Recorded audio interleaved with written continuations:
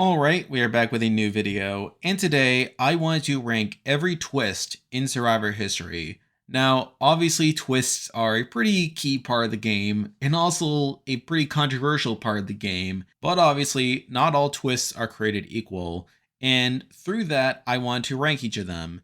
Now before we get started, I thought I wanted to at least break down what I mean by a twist, as obviously there's different definitions over what a twist is. For this list, I'll be considering anything that alters the base game of Survivor to be a twist. And through that, there are three basic categories that I'm considering here. One is format twists that basically alter the overall format in which the game is played. This includes things like Redemption Island, Edge of Extinction, the Outcast twist, that type of thing. And for that, there are 15 format twists I'll be including on this list. The next category is game mechanic twist. So for that, I'm considering anything that players can obtain and use in creative ways to manipulate the votes or social strategy elements of the game. So this includes things like idols, idol nullifiers, vote steals, that sort of thing. And I included 15 game mechanic twists here. And finally, I'm including thematic twists. So these are things that apply to certain seasons for theming purposes. And essentially, this is a combination of the format and game mechanic twists, where obviously some of them are format based, like fans versus favorites, although some of them are also game mechanics, such as Ghost Island, Exile Island, that type of thing. Basically, anything that's used to theme a specific season will be included here. And there are 8 theme based twists. So altogether, adding all those up, there are 38 twists that I'll be including on this list. And let's not waste any more time, let's get right into the list. So starting off at number 38, the worst twist in Survivor history is the Hourglass twist from 41 and 42. And this is a twist that doesn't really work on any level. It only works to provide shock value, I guess. And even then, it involves Jeff blatantly lying to the players before the challenge. Where in previous seasons, like the fake merge, for example, Jeff carefully worded the twist so that it would still provide shock value without having him blatantly lie to the players. But here, he literally said in 41 that the team that won the challenge was immune for that round, only for that to be taken away thanks to this Hourglass twist. So I feel like the fact that Jeff had to literally lie in order to have the intended effect here was pretty bad on its own. But on top of that, it doesn't really work at the dilemma either, where they pretend that there's this dilemma over whether the player should smash the hourglass, when really there is no dilemma. There is no incentive for the player to not smash the hourglass, as that player is not only within their rights to take away immunity from the people that chose to send them to exile over someone else, but also the fact that they get immunity from smashing the hourglass as well. There really is no risk involved with smashing the hourglass, and in fact, most players will be stupid to not smash the hourglass in that situation, where yeah, they try to present it as, oh, you're going to make these people mad if you smash the hourglass and take away their immunity. But again, ignoring the fact that those people already indicated that they're not that loyal to you by sending you to exile. But on the flip side, you're actually gaining some favor with the people that you are saving, the team that loses that challenge. So really, it doesn't really work as a dilemma either. So really, this gameplay mechanic is pretty broken and adds no intrigue to the game, as there's no reason for the player sent to exile to not smash the hourglass. And on top of that, you're just blatantly lying to the players and screwing with them to a certain degree. I mean, obviously we saw Danny from 41 be very vocal about his opposition to the Hourglass twist at the time, and he even said afterwards that it messed with his challenge ability in the post-merge, as he wasn't sure whether immunity was going to be taken away in the future. So really, this is clearly the worst twist in Survivor history. I don't think many people will debate that. And because of that, it is here at number 38. Now we're moving on to number 37, and we have another new era twist that was ultimately taken out after 42, but here we have Do or Die. And I remember when I first heard about this twist through Inside Survivor before it was shown on the show, and similar to a lot of other people, my reaction was that of shock. I couldn't believe that production would think that this would be a good idea. And sure enough, it was a pretty bad idea.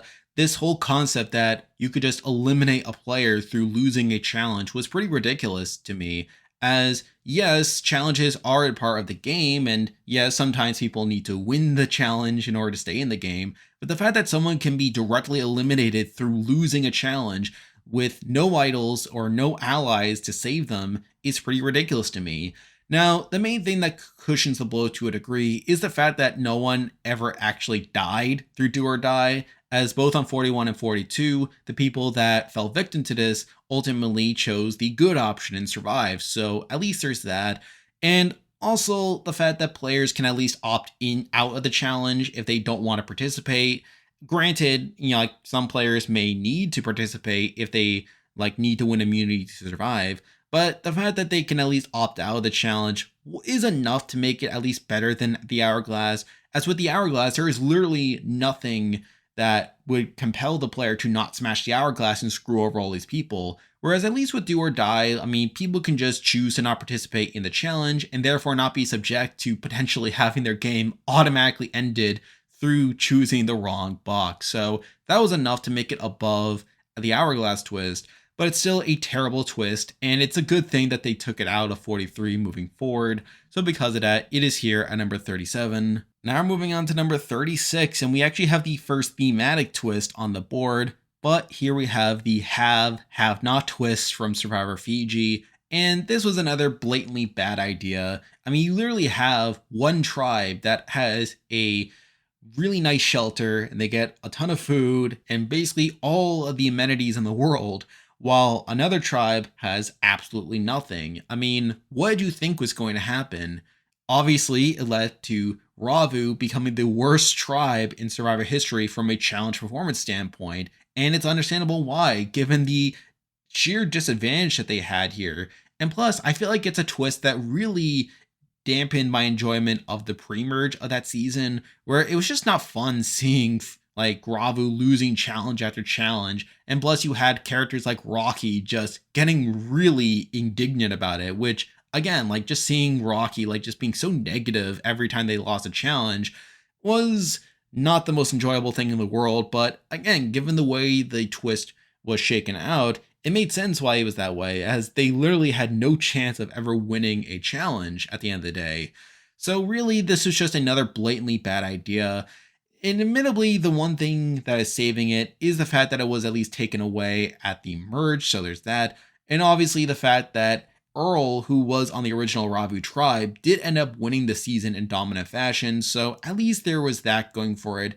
But again, this was a blatantly bad idea, should never have done it, and because of that, it is here at number 36. Now we're moving on to number 35, and we have another new era advantage, and one that is widely hated as well. But here we have knowledge is power. And again, this is just another bad idea that doesn't really work, especially now that people know about it. And there's such an easy way to counter it with people just like obviously exchanging hands with who has the advantages.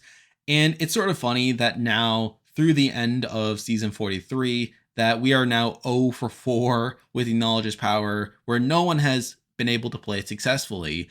And the main thing that's keeping it from the bottom is the fact that there has at least been a way of countering it, and we have seen people blatantly countering it.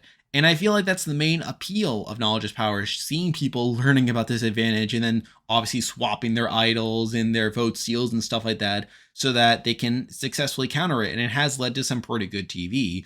But again, the fact that production keeps trying to push this, and it's so blatant that they're trying to make it work that they're just keep bringing it back into the game, when at this point it's just so obvious that no one really likes it and it's just not going to be very effective. And plus, people pointed out as well that it basically takes away the ability to lie when people play it. The fact that players have to be honest when they're asked about it is another dumb aspect, as again, the game of Survivor is built on deception and lying to a degree. And by taking that away and forcing them to reveal what they have when they're asked is not ideal. So really, this is a mostly bad advantage, a mostly broken advantage that is more amusing when it fails than when it succeeds. And because of that, it is here at number 35. Now we're moving on to number 34, and I did consider putting this one below knowledge is power. However, I did decide to give it the edge, mostly because it was only used once, but it's still a pretty bad twist. But here we have the bottle twist from Survivor Cook Islands. And the main reason I have this one this low is that you can argue that it was a case of production interference where they really wanted to make it easier for the I-24 to potentially pick up the numbers at the merge. Where had it just been a normal round where one Raros wrote it out, then the I-24 would have come into the merge at a 4 to 6 disadvantage, where even if they had flipped Penner, which they end up doing in the real life scenario, it would not have been enough to get the majority of the votes, and it would have forced Yule to play his idol at that tribal. But through the bottle twist, it basically forced the Raros to vote out two people and made it so that the I2s were now only at a 4 to 5 disadvantage, where if they flipped one more person, then they could just get the outright majority at that point. Now, you could argue that it was not production interference, as they probably would have done it even if the I2s had lost that challenge. But even in that scenario, it would have made it even worse, where now the I2s would have been at a 2 to 7 disadvantage at the merge, basically making it impossible for them to get the numbers. And at that point, Cook Islands becomes a very unwatchable season, with the Veros getting the majority, with them steamrolling the I2s, and with us more than likely getting an all-white Final Four on a season that was mostly non-white. So really, that would have been terrible optics from that perspective.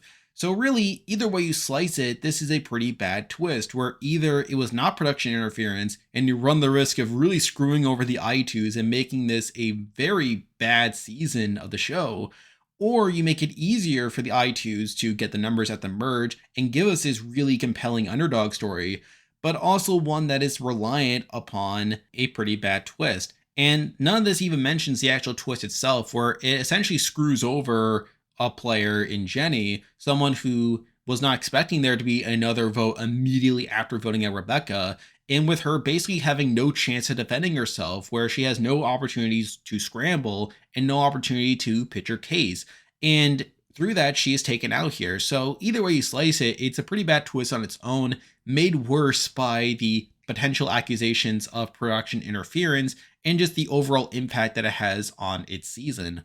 But again, it only appears once, unlike Knowledge is Power, so that's why I did give it the edge, and because of that, it is here at number 34. Now we're moving on to number 33, and we have another more recent twist, though one that I'm not a very big fan of, but here we have the Idol Nullifier. And this was obviously a more recent twist, and really one that doesn't benefit the game that much, as the entire purpose of an immunity idol is to give someone on the outs potentially an opportunity to get off the bottom, to take out a bigger player if they play correctly and just survive another round. And it also makes things more complicated for the majority, as they can't simply throw all their votes onto someone on the outs on the odd chance that they could have an idol.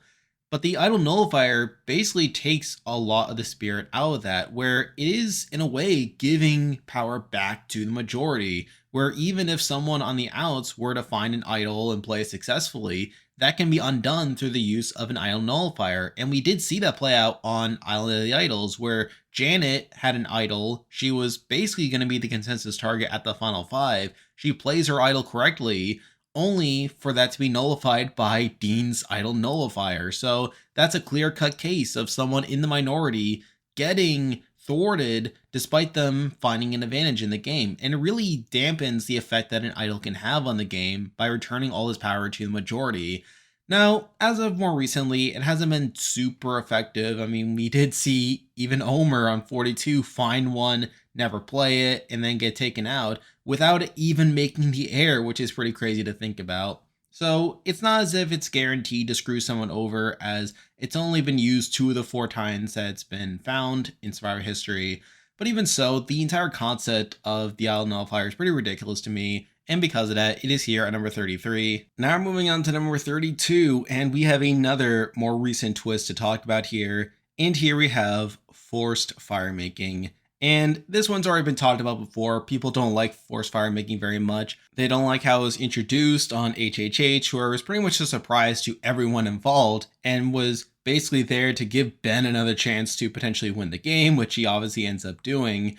And again, even outside of that, I mean, I don't like the idea of the game coming down to a challenge, where before fire making challenges were relatively rare and were this pretty special occasion where at the Final Four, if there's a tie, then yeah, it sort of makes sense that you would need to fall back on that.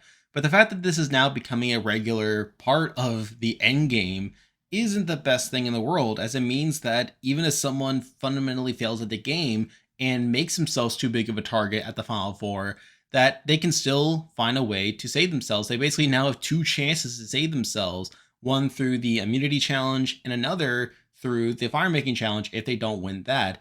And it's sort of similar to the whole Final 3 debate, where obviously back in the day, the reason we switched from a Final 2 to a Final 3 was to theoretically make it easier for these big players that would win if they get to the end, but get cut at the Final 3 because of how big of a threat they were. Now you're making it a bit easier for them by making it so that they only have to survive one less round than what they did before.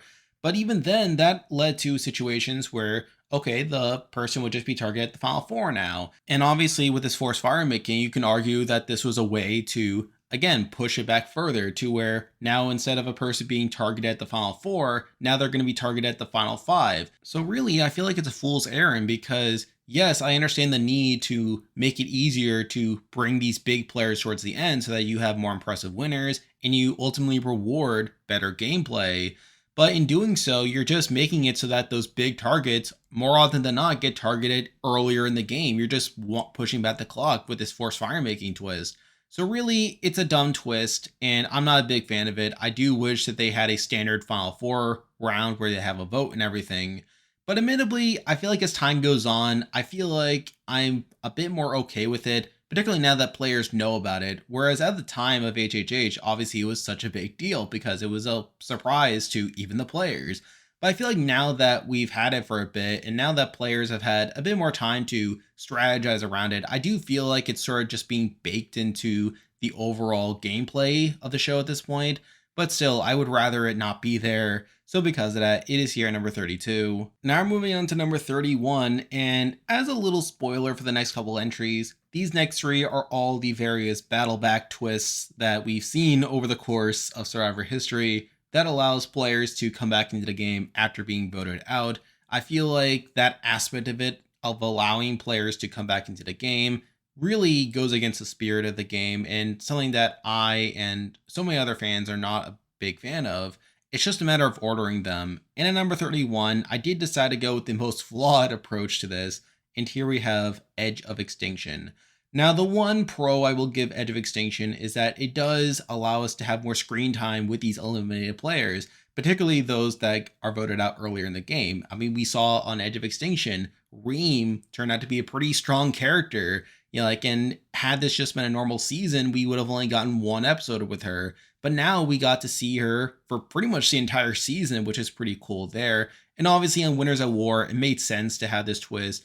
We're bringing back all these winners. Many of them were old schoolers as well. And despite them being taken out relatively early, the fact that we got to see these players throughout the season, we really see them grow and really trying to make the most of this experience, trying to get some closure from their careers and to really celebrate the history of the show. I feel like Edge of Extinction served that purpose well of giving more screen time to these players that we might not get otherwise.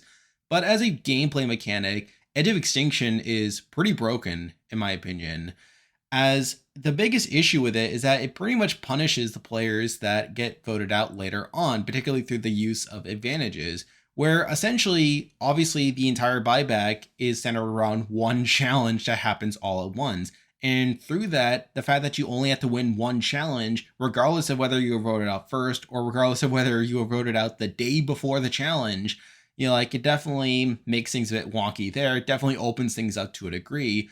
But also through the player's ability to gain advantages through the edge, really disadvantages players that are taken out right before the challenge, while players that are voted out earlier in the game, they get to spend more time there. They get to know the island a bit better, get to know where things could be hidden, for example. They obviously have more time to accumulate advantages. But most crucially, and this is something we definitely saw on Edge of Extinction, they get to spend more time with the players who get to end up on the jury. And through that, they get to basically have a relatively easier time, building good relationships with the jurors, in a non-game context so that they don't actually have to portray them. Now, yes, they do have to get around the fact that they were voted out if they were to get to the end.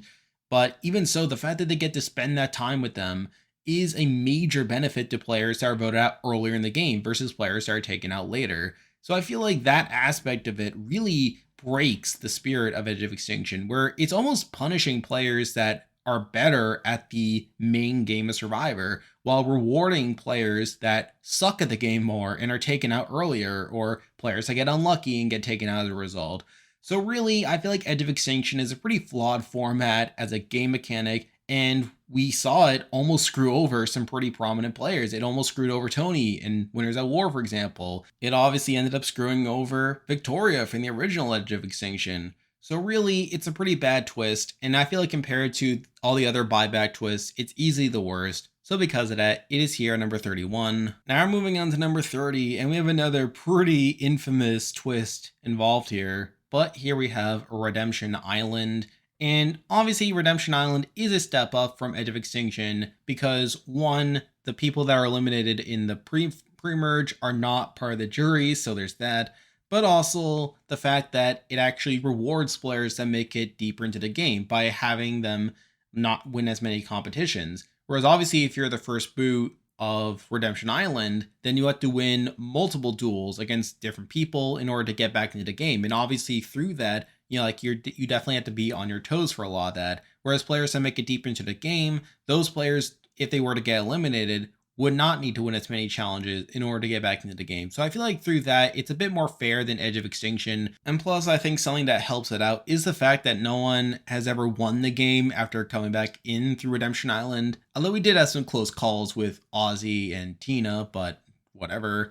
Really, it is just a better version of Edge of Extinction in my view. But even then, it is still a very flawed format. I mean, obviously, the biggest of which is the fact that it's still in play during the post-merge. And obviously, you can have someone come back into the game at around the final 5 and potentially screw up certain people's plans. But again, there's at least that element to it.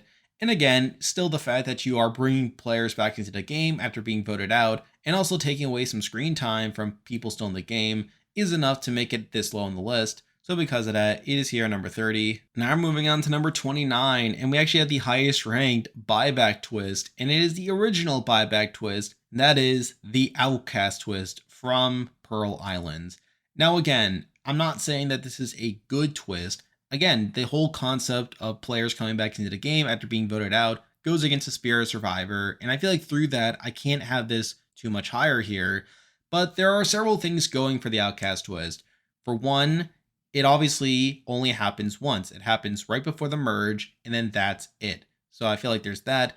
Also, the fact that the players simply have more agency over whether players can even come back into the game, as obviously the number of players that came back was determined directly by a challenge. So had the Drake and Morgan tribes simply done better in the challenge and won it, then they could have prevented players from coming back to begin with. So at least there's that going for it. I also like the format of having the eliminated players vote for the person to come back into the game. Now, obviously, there's some wonkiness there, as we know from afterwards that they voted Lil back into the game because they hated her and they didn't want her to ruin their pre-jury vacation. So take that as you will. But the fact that it does at least come to a vote versus strictly a competition is something. And through that, I feel like it is probably the best way you could possibly have this twist, considering that Survivor is supposed to be a social strategy game. But at the end of the day, it is still a pretty flawed twist by having these players come back to begin with. So because of that, I do have it here at number 29. Now I'm moving on to number 28, and we're going back to another theme-based twist, the one that's heavily criticized. But here we have fans versus favorites.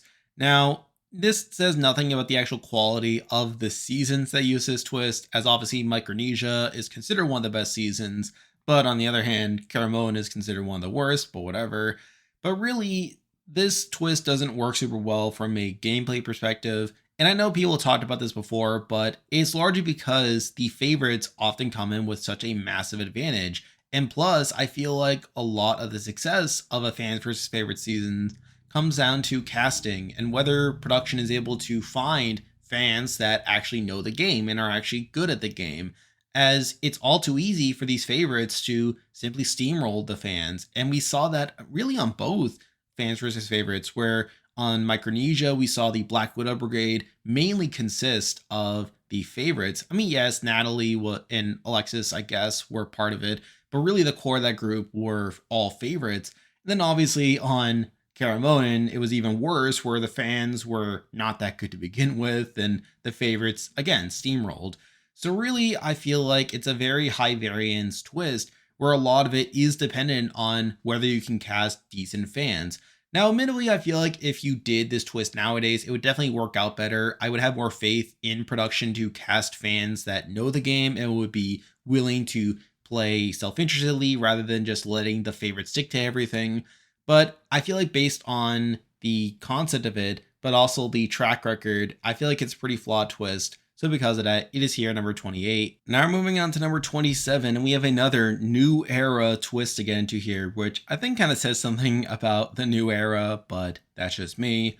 But here we have the Beware advantage. Now, obviously, I think my view of the Beware advantage has gone up a little bit across 43, as obviously the task for activating the idol is a bit more manageable. Although even then, I kind of wish they kind of switched it up to a degree, but whatever. But really, we saw it on 41 and 42, where a lot of it was dependent upon waiting for all the idols to be found and then having to say these ridiculous phrases in front of everyone. And through that, you're making your idol essentially public to everyone that knows what's up, basically. So I feel like that's not ideal across one front. I feel like the fact that people know about the idol to begin with makes it less powerful. And especially when they decide to also introduce the knowledge is power twist, that really could have made things pretty risky, but thankfully that didn't happen there. But additionally, you have the element of the players losing their votes as a result of their idols not being activated. And just in general, the very concept of the players not being able to vote on a season that already has small tribes really opens things up for wonkiness to happen. We did see that during the Jenny tribal on 42, where because Mike didn't vote, that definitely made it so that there was a even number of votes, which compounded with Chanel's decision on the summit, but whatever. Really, it's just asking for more trouble than it's worth. And I don't really see the point of it nowadays. Really, it's just trying to make things more complicated for the sake of making things complicated. So I'm not a huge fan of it. But honestly, I think with the switch of the tasks, I'm not as opposed to it as I was before. But even so, it's not a particularly great twist. So because of that, it is here at number 27. Now we're moving on to number 26, and we're moving on to a grouping of twists that are largely inoffensive. While they don't really contribute too much to their respective seasons, I don't think they really bring them down either. But at number 26, we have the fake merge from Survivor Thailand. Now you could say that this is a bad twist because, the two tribes were tied in numbers coming to the merge. Shane was going to flip and it was going to be this pretty epic blindside, but instead we just got a very straightforward pagonging. But really, I don't think conceptually it's the worst thing in the world. I think they just got very unlucky with that circumstance, where conceptually there's nothing wrong with the fake merge. Now, yes, it doesn't really add anything. It's really just there for shock value. And obviously we're seeing it kind of being played out in the new era where we had this earn the merge element to it. But in the end, I don't think the fake merge by itself is a bad twist. It just got implemented in a really untimely circumstance that led to it being executed pretty poorly. But really, I don't think there's anything too bad with it to have it any lower on the list. But at the end of the day, it's nothing too special. So because of that, I have it here at number 26. Now we're moving on to number 25, and we have another twist that's pretty ridiculed, despite it not really doing anything. But here we have the Medallion of Power from Survivor Nicaragua. And for whatever reason, I hear a lot of people bash on this twist, saying that's one of the worst twists ever, when really the whole thing is, it's very ineffective. I mean, really the whole gist of it is that it gives whoever's holding it a advantage in the challenge. And admittedly, it does matter a bit more on a season like Nicaragua, where they had a generation gap between the two tribes. However, I feel like at the end of the day, I can't really get mad at this twist. It's just there. It wasn't really used that much outside of that one challenge, and they even got rid of it at the swap. So really, it came, it went, and despite people making a big fuss out of it, it just kind of exists for me. So because of that, I have it here at number 25. Now we're moving on to number 24, and we have a twist that I felt like could have been more effective had they utilized it differently. However, as it is, I find it a bit underwhelming. But here we have a Ghost Island from well, Ghost Island. And I don't think there's anything inherently wrong with Ghost Island. I think it's pretty cool how you have these players going by themselves and potentially doing this challenge and risking their vote or have you. However, my biggest problem with it is that I feel like they really held back with doling out the challenges to where out of the 11 people that ended up going to Ghost Island, 4 of them ended up having no potential to even play in a game where they just got the message saying no game for you. And I don't know, I just found that a bit underwhelming. Now I understand why they didn't want too many advantages circling around to where they were worried about in a potential advantage get in situation. They didn't want there to be too many advantages at the game at any given time. However, I feel like they could have navigated that a bit better. Like, I think you could have, for one, given out advantages with strict time limits, such as idols that are only valid through like 1 or 2 tribals, for example. You could have had more minor stuff like advantages in a challenge, for example. You could have actually made the challenges harder to increase the possibility that someone fails and loses their vote as a result. Like, I feel like they could have done it better than simply going out of their way to make their own game mechanic that they're using to promote the season even less consequential than what it could have been otherwise. Now, I do feel like Island of the Idols is an improved version of it, to where at least everyone that visited there got a challenge. Well, I guess outside of Jamal, but whatever. And I'll talk more about Island of the Idols in a bit. But I feel like Ghost Island could have been a good idea and could have had a bigger impact on the season had they actually given a challenge out every single time someone went there. But I feel like the way that they handled it really dampened my enjoyment out of it, both from a game perspective, but also from an entertainment perspective, which is why I do have it here at number 24. Now moving on to number 24, and we actually have a new era twist to get into here. But here we have the Summit, also known as Shipwheel Island.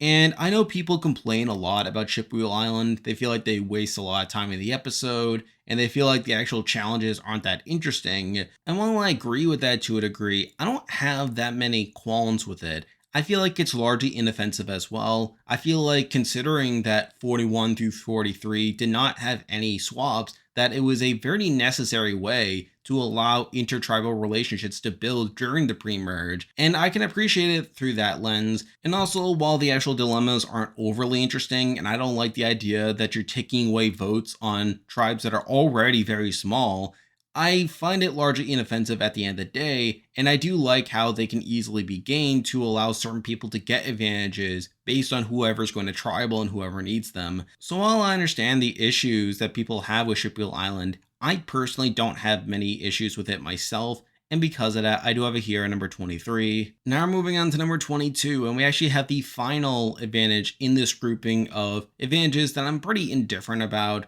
but here we have the Legacy advantage. And I do like the Legacy advantage. I think it could be interesting, namely due to the fact that you have to will it to someone after you're voted out. And obviously we saw that worked to great effect with Sarah Lucina in Game Changers, where she built a relationship with Sierra, blindsided her, but was still able to get Sierra to will her the Legacy advantage through that, which she was able to play during Advantage Get-In. Now I kind of understand why they've done away with it, as at the end of the day, it's not a very effective advantage. It's essentially an idol that you can only play during 2 specific tribals in the game, so its power is very circumstantial.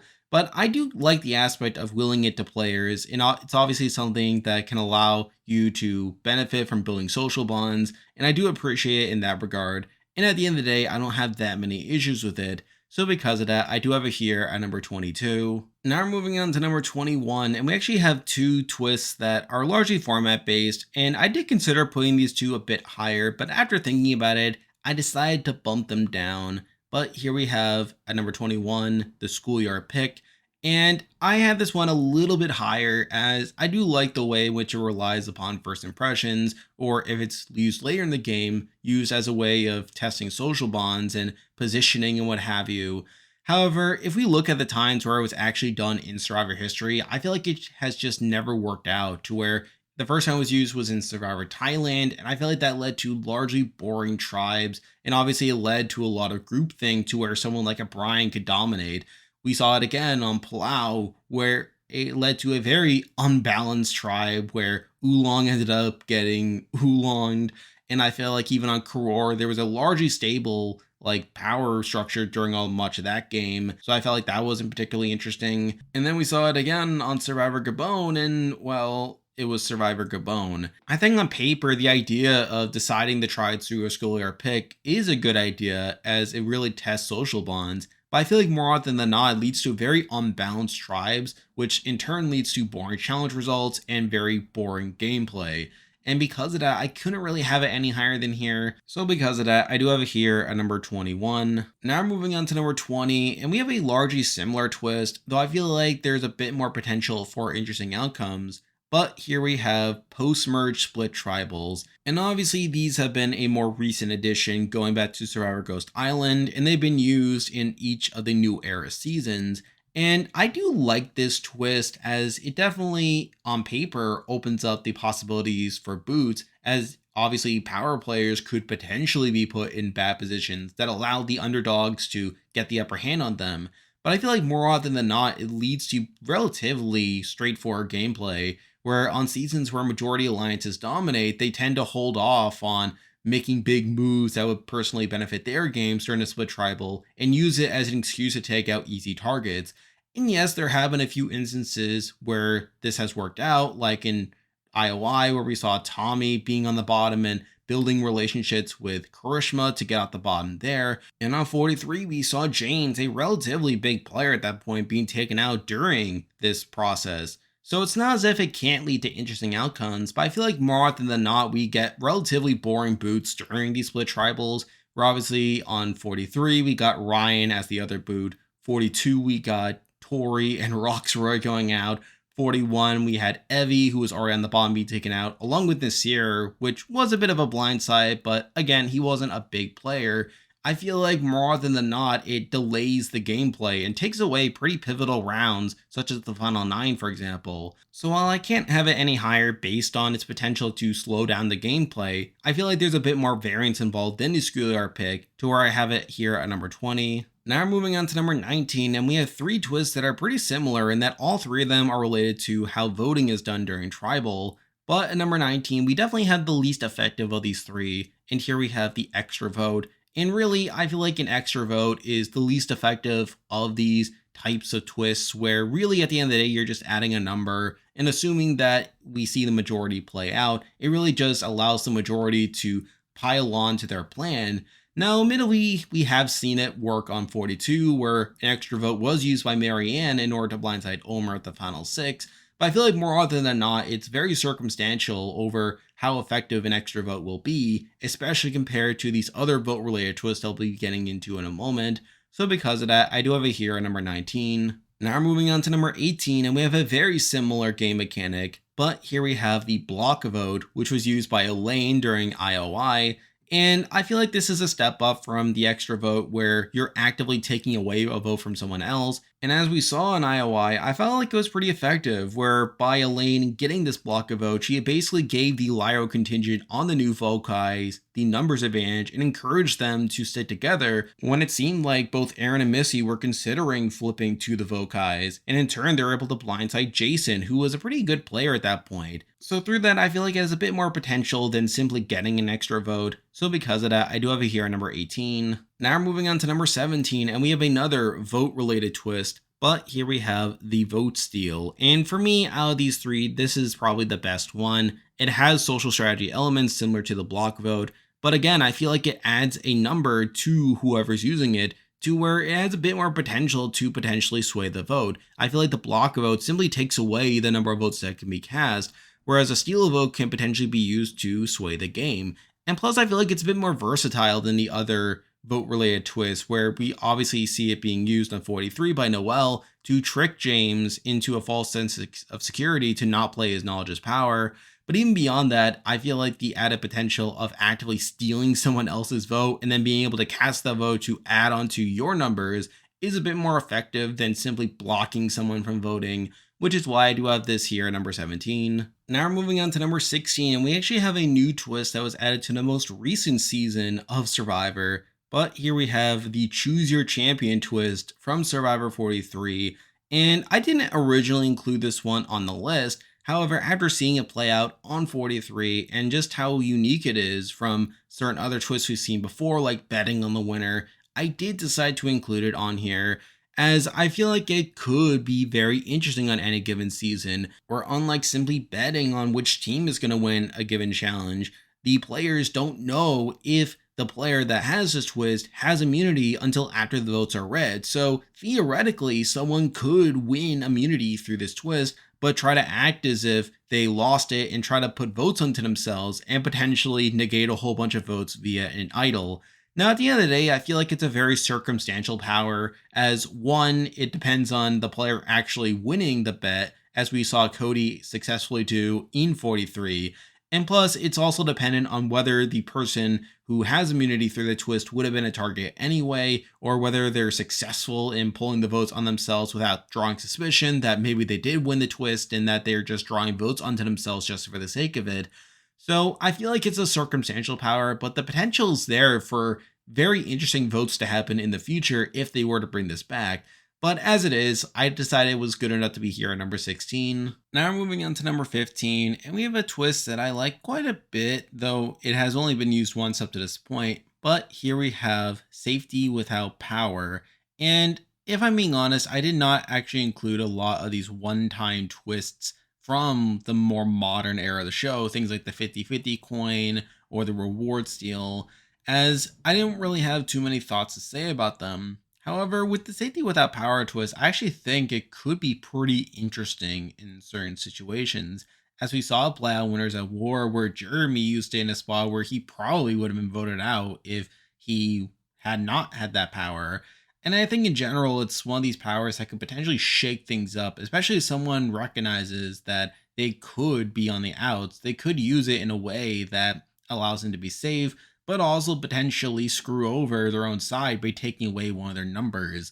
So while I don't have too much to say about it, and really I don't have much to say about too much about things like the extortion advantage, for example, I do think there is some promise with this twist, which is why I do have it here at number 15. Now we're moving on to number 14, and we have another more recent twist, and one that I feel like we still haven't seen the full range of its potential yet. But here we have the Shot in the Dark, obviously a new era twist, and I actually like this twist quite a bit. I know a lot of people complain about the new era twists, how there's too many of them, how there's some dumb stuff like the Beware advantage, for example. However, I think the Shot in the Dark is one of the few twists that are obviously a main part of the show now that I do genuinely enjoy. I think there's a lot of potential that can be had with the Shot in the Dark, as it's obviously similar to the Safety Without Power, only with a lot more risk involved. And through that, that allows the players to potentially prepare for more, as we see players making moves and casting votes in a way to counter a Shot in the Dark play. And yes, while one negative side effect to it is that it does lead to more blindsides, more lopsided votes, we also see things like people throwing their votes onto other people in order to counter a Shot in the Dark play. I think that's something that can make the gameplay more interesting. And obviously, there's a potential for the Shot in the Dark to hit. Now, as of Survivor 43, we have not actually seen the Shot in the Dark hit, despite it already being played 6 times, which one would think would make it more likely that it would be played by now, but again, that's not quite how probability works.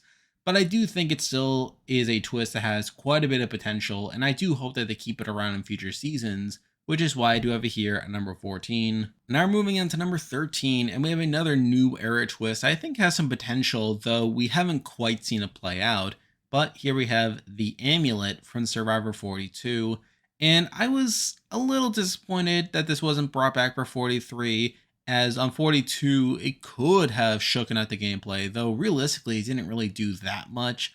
But I do like this concept of giving each of these players an advantage right at the start of the game, one on each tribe. It forces a cross-tribal relationship to form, though not exactly an alliance per se, as there is this incentive for the other players to get to the merge together, and then at that point on, just vote out the other people with the amulets so that the amulet becomes more powerful.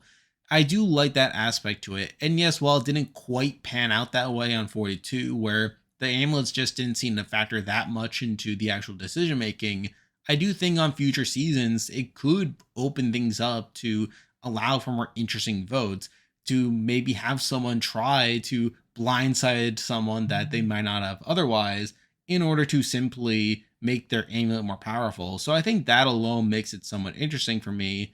But again, we haven't quite seen the potential play out, which is why I do have it here at number 13. Now we're moving on to number 12, and we have another twist that's similar to the amulet in that it has plenty of potential and has only been used once, but in that one time it didn't really factor too much, though I could see it playing a bigger factor on a future season. But here we have the juror removal, which was obviously used on Ko Wrong, and this is definitely an advantage that I think can work on certain seasons and can actually change the outcome in certain seasons. Now, granted, it does have the downside of leading to players potentially getting screwed over, but considering that there is a social strategy element to it where the player that wins it can choose who they want to vote out based on who they think would vote for them, there is that calculation that I do think makes it a bit better.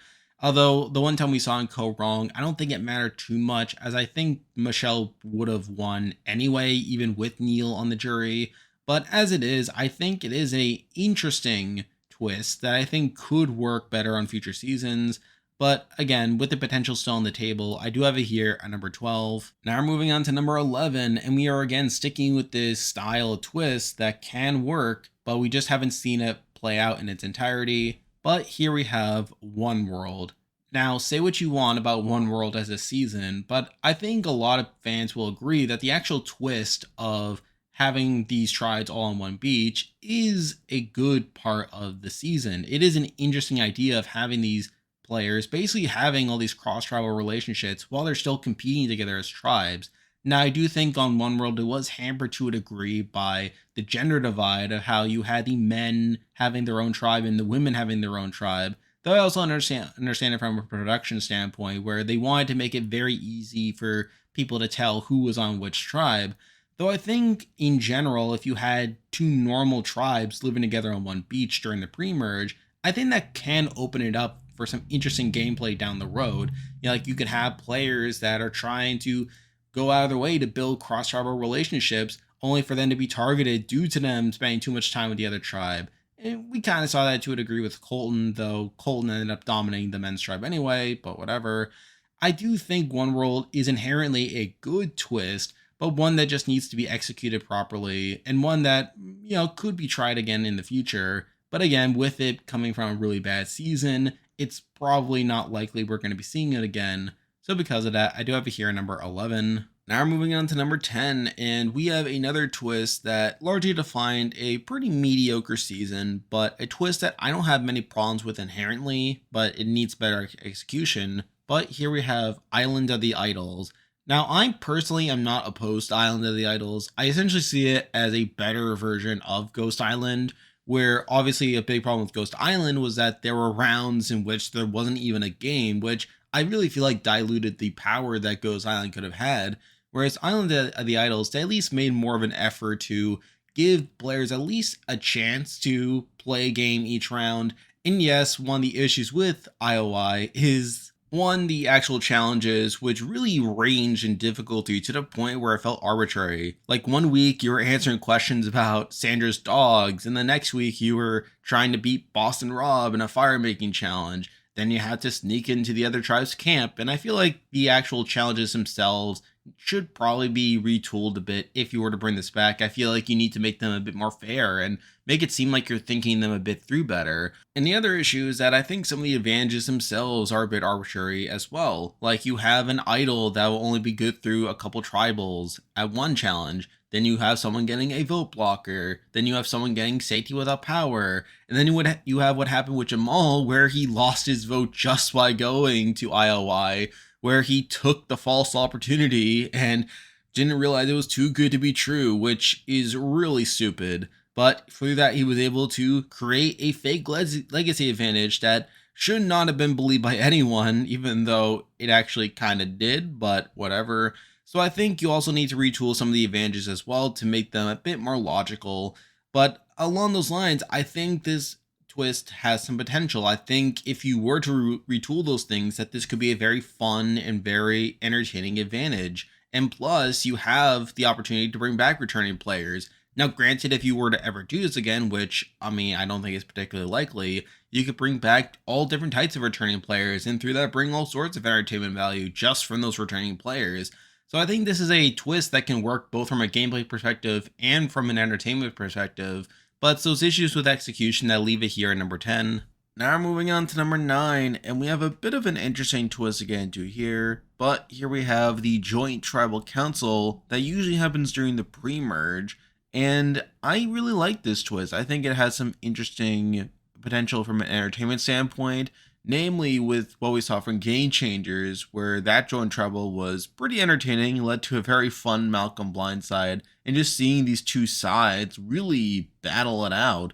Now, granted, I think one issue you have with joint tribals is that it opens up the possibility of the tribes just sticking together, particularly if they don't have much time to communicate before the joint tribal. And plus, I don't think there's a ton of incentive for anyone to flip from their original tribal lines, as otherwise they would immediately be on the bottom of their tribe. They'd be getting rid of one of their numbers, and plus they'd be directly responsible for doing so.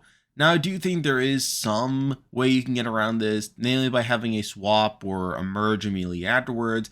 I think the way it was done on Survivor SA was particularly interesting, where you had a joint tribal and then the merge immediately afterwards. I think that's probably the best way you could go about it, where you could have someone potentially flip, but then have the assurance that the merge will happen immediately afterwards, and then they can capitalize upon whatever move that they make during the joint tribal. So I still think there's ways you can get around it from a gameplay standpoint, but really the main reason that this twist is this high on the list is the entertainment value. I think this is a very entertaining twist, and one that I think has a lot of potential moving forward from an entertainment standpoint. But again, I do have to leave it here at number 9. Now we're moving on to number 8, and I'm a bit surprised this twist is as high as it is, as I feel like in a lot of cases it doesn't really impact the game too much, although I think in certain situations it can impact the game. But here we have Exile Island, which is a bit of an older twist, obviously from the middle school era of the show, and I think this twist does have some potential. Now, I do think that on Panama and Cook Islands, that did lead to the game getting broken, although a lot of that's due to the fact that those seasons had super idols, which could only be found on Exile Island, so that gave a lot of power to people that were sent to exile early on. And plus, I feel like in situations where there isn't much an advantage to be gained from exile, then it doesn't really impact the game too much. It's just something that's just kind of there. Although I still think there's a decent amount of flexibility that you can have with a twist like this, where you could have like a situation in Panama where Sally was sent to Exile Island right before the merge, where she was immune from the next tribal but also couldn't vote, essentially giving her safety without power, which really shook up that next tribal on Lamina, which forced Dan to be voted out sort of by default. So I think in situations like that, that could really switch at the vote there, add a level of strategy to who you decide to send to exile, especially if you're the other tribe, like trying to weaken them, not only through challenge strength, but also through potentially limiting the number of options that can be taken out. You also have the potential to find idol clues. Now, again, at the end of the day, I don't think the idol itself should be hidden at exile, as I feel like, for one, it gives way too much power to the people in the game, even on seasons where it's a normal idol. I feel like you're giving a lot of power to people that get sent to exile early on, but I think if you actually hand out clues or some other sorts of advantages, that you could potentially make it interesting. I also think, sort of similar to Shipwheel Island, that if you have multiple people on exile at once, particularly people from other tribes, then you could allow for cross-tribal alliances to build in the pre-merge, as we saw in Tokensheens, where we had that exile alliance form. And while that never really amounted to much in the post-merge, you still have that potential by allowing each tribe to send one person to exile. So I think that's an interesting element.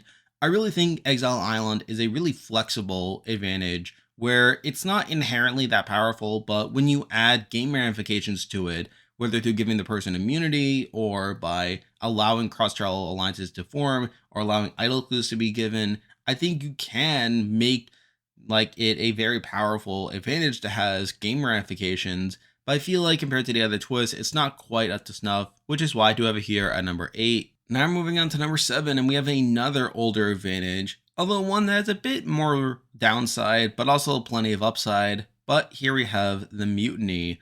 Now, obviously, this panned out in Cook Islands, where we saw Candace and Penner flip shortly before the merge, although this was offered plenty of times before, such as in Thailand and Pearl Islands. However, I do think this twist has a number of advantages, where obviously you have a situation like Cook Islands, where you created these natural underdogs in the I-2-4. Now, granted, you had a very massive potential for downside there, where had the Raros continued to win challenges with their numbers advantage, that the I2s would have been picked off, and considering the makeup of the Raro tribe, it would have made for very bad optics and probably would have made Cook Islands a very terrible season. But with the mutiny, it definitely spiced things up and allowed for the best case scenario to really prop up the season where the I2-4 were able to win a bunch of challenges, get to the merge together, and then flip over Penner to take the numbers and ultimately take control of the game. Whereas I feel like had the mutiny not happened and the season been more natural, that it probably would not have led to that per se. It probably would have been a bit more mundane of a season compared to had the mutiny not happened. And then you have other seasons as well where the mutiny was offered and you saw other players consider it. You had players in Thailand considering it in the middle of the auction, only to decline it. However, I'll also say that the mutiny is really a twist that works best on seasons with swaps, particularly if you offer it post-swap where you already had like relationships formed on both sides of the aisle. Whereas I feel like on older seasons like Thailand that didn't have trade swaps, then there's really no incentive for people to accept the mutiny, as they're essentially going to the bottom of the tribe that they're going to.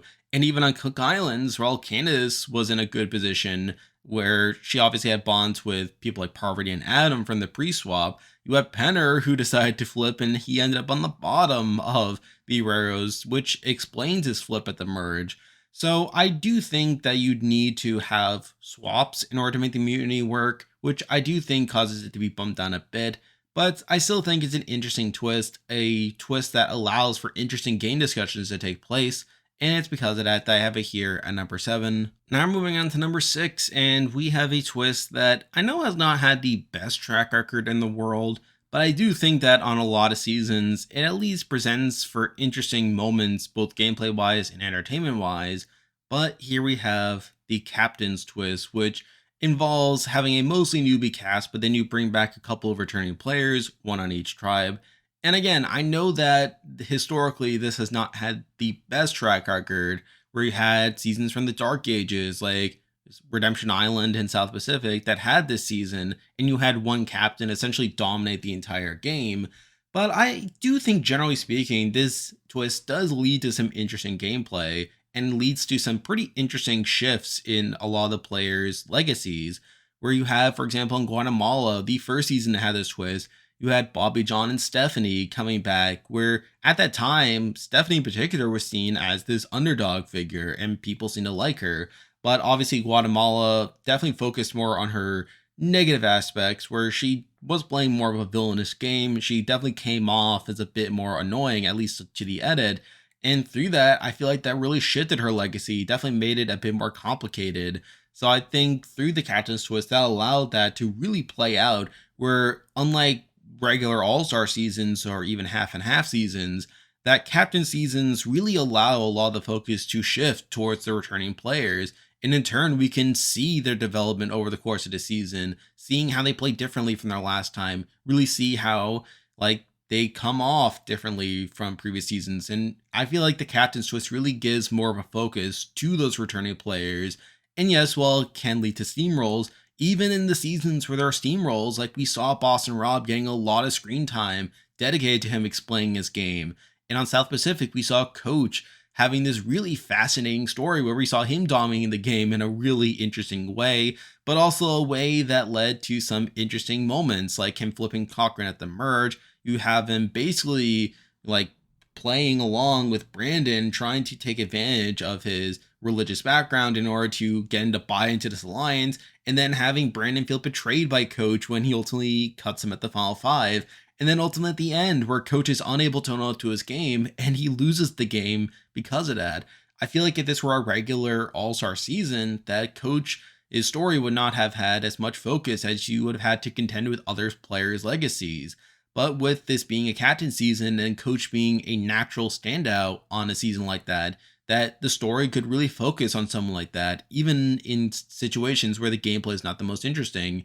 But I think even in more recent seasons where you had things like in Philippines or Edge of Extinction, I feel like in those seasons you had the newbie players being like more dynamic and willing to cut the returning players, to where you had this paradigm shift of the newbie players teaming up to take out the returning players. So I think any way you slice it, this is another very flexible twist where I understand that in terms of the gameplay that there's an issue of potential steamrolls to happen and the potential for the newbies to simply not get as much focus as the returning players. But I also think the upside of seeing these returning players getting more of a focus in the edit, and for them to contend with the fact that they are one of the few returning players on a season of mostly newbies, that can lead to some interesting moments. So I think through that, I really do like the captain's twist, and I do think there's more upside to it than downside. But again, at the end of the day, I feel like a lot of this is more story focused and more on potential than anything else, which is why I do have it here at number 6. Now we're moving on to number 5, and I feel like this twist really caps off a lot of these twists that I feel like have a lot of potential, but maybe were not executed in the best way on their respective seasons. But here we have fire tokens. And again, I really like fire tokens. Now, I do think there was some wonkiness with the way they were executed on Winners at War, particularly with the fact that that season had Edge of Extinction, and through that you had players on the edge getting fire tokens, and then being using that to not only get advantages for themselves if they were to come back into the game, but also being able to have an effect on the main game where they're able to give advantages to players in the main game, or even screw over players in the main game, like the whole extortion advantage. While that made for entertaining TV, where Tony had to scrounge together all these fire tokens to get around the extortion, it still was not ideal to have an edge player be able to impact the main game in that way. And I think that is something that sort of harms it in my view. I think you also need to work more on the pricing to make it a bit more reasonable for players to be able to get certain advantages.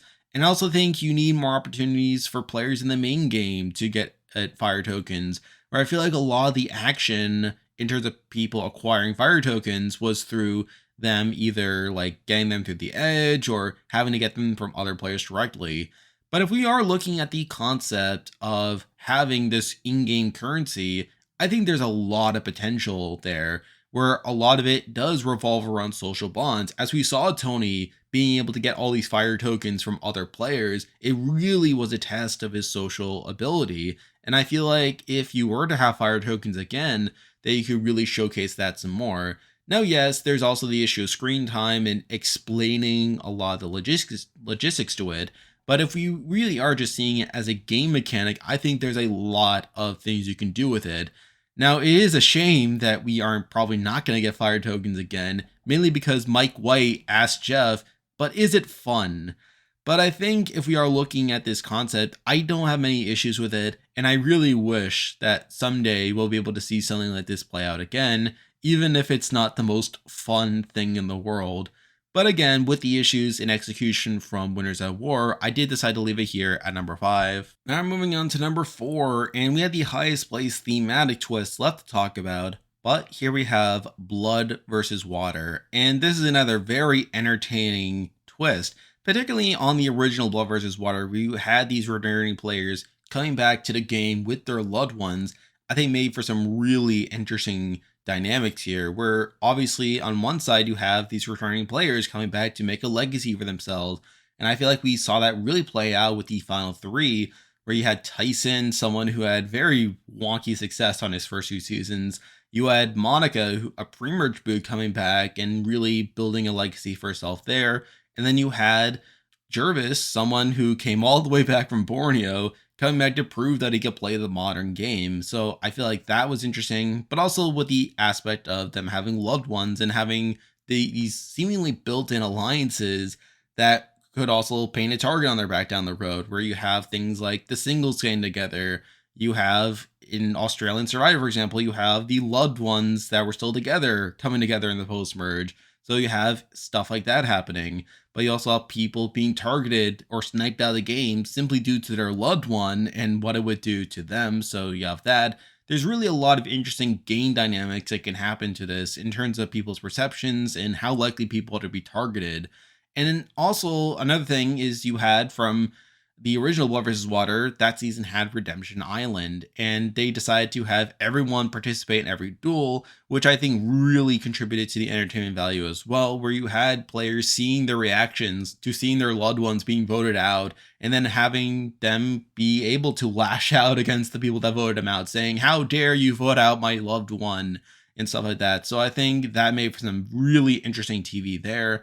I think Blood vs. Water is a great theme, and particularly with returning players, where you have these players coming back to build legacies, but also having to look out for their loved ones as well. And you have all the different game stuff that can stem from thinking about their loved ones and knowing that everyone has a built-in ally essentially, and like what people can do with that. Again, it's a very flexible twist as well.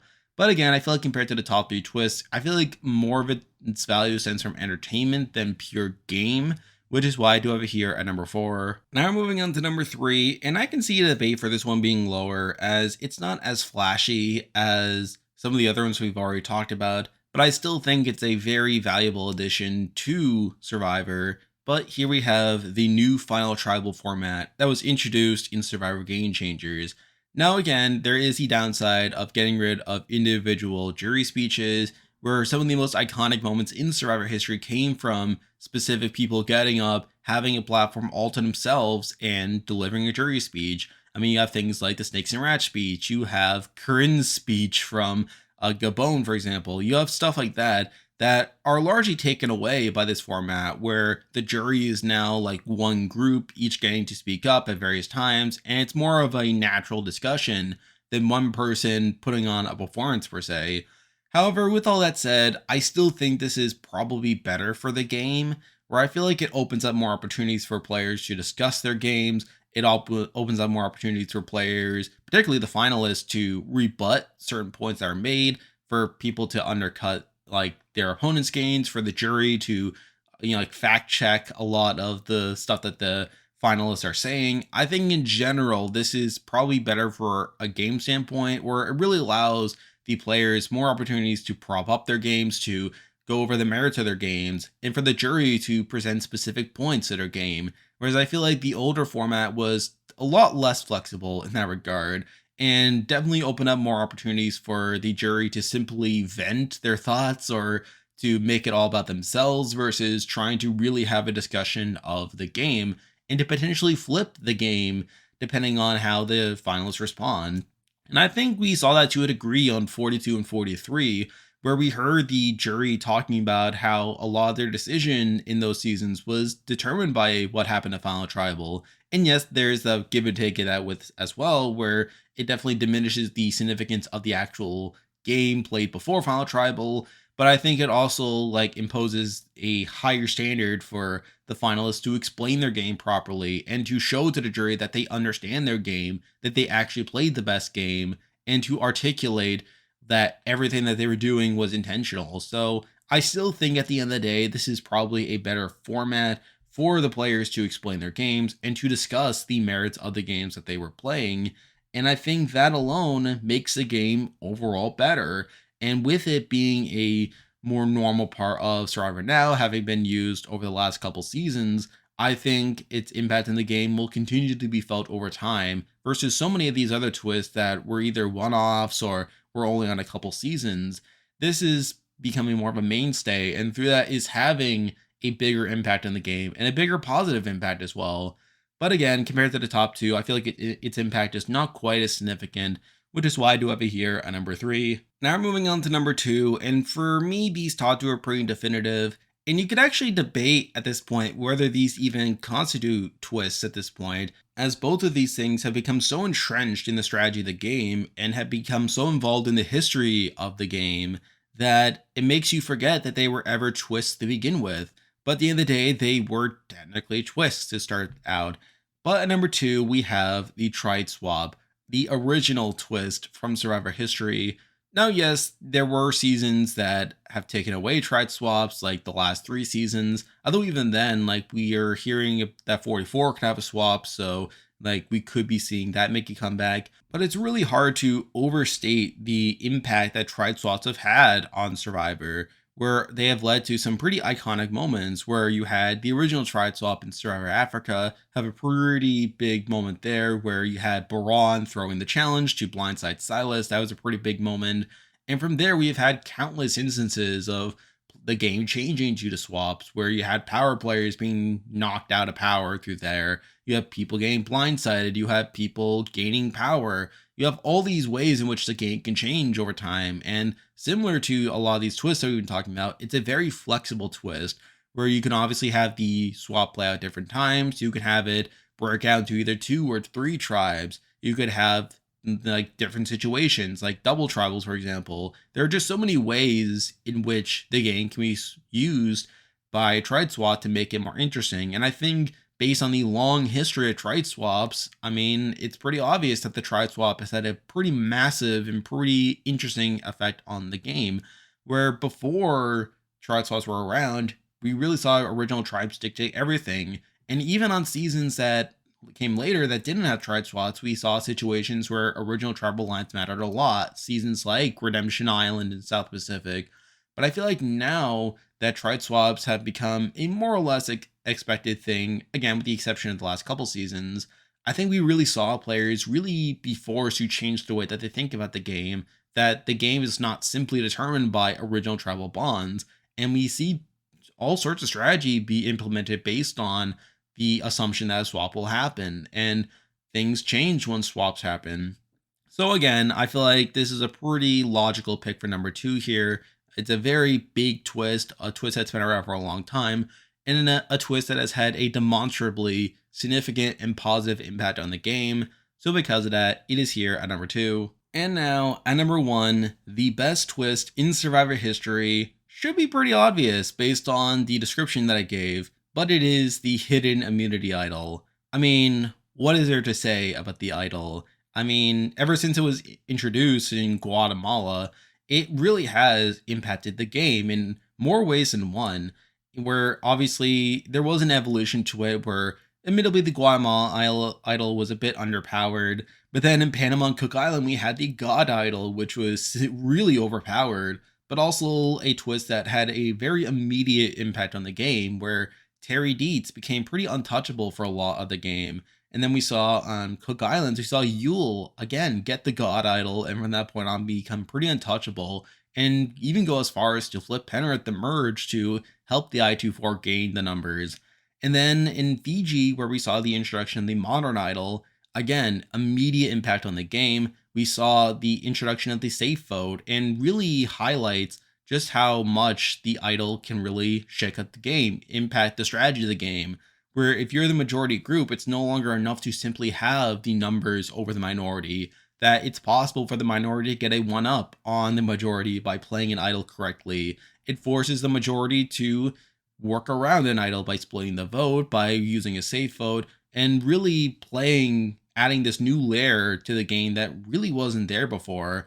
And over the years, we see that really impact the game, where similar to trade swaps, people basically define their entire games around the use of idols, not only in finding them, but also figuring out ways to counter them in case other people find them.